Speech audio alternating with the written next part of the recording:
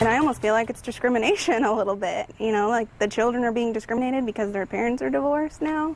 Is a Lee County school bus policy discriminatory towards divorced families? That's what one parent is saying after she says the district denied her request to accommodate a custody arrangement.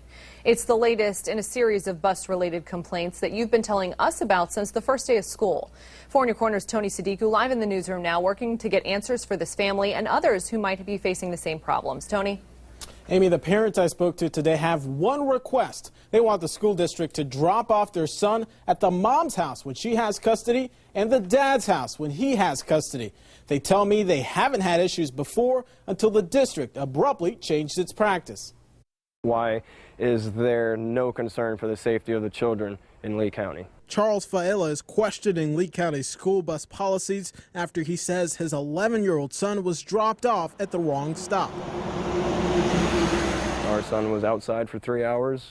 We didn't know where he was. Charles and Kristen are the divorced parents of a 6th grader at Gulf Middle in Cape Coral. They tell me for the last 6 years, the district has allowed their child to ride 2 different buses, depending on whether he was going to his mom's or dad's home. I first wrote a note to the school requesting that he takes a bus to his dad's house.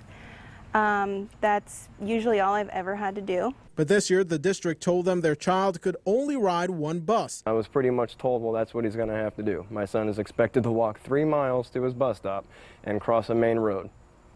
And I'm sorry, that's not going to happen. I reached out to district officials today to find out why they won't accommodate the family's request. A spokeswoman tells me the policy, which has been in effect for the last several years, puts the responsibility of transportation on the parent. It states in part that since many of our buses are full, we cannot reserve a seat part-time and possibly deprive a full-time rider. It's not like we're asking them to special send a bus over to my address. There's already a bus stop there, and they're just telling us they can't accommodate it.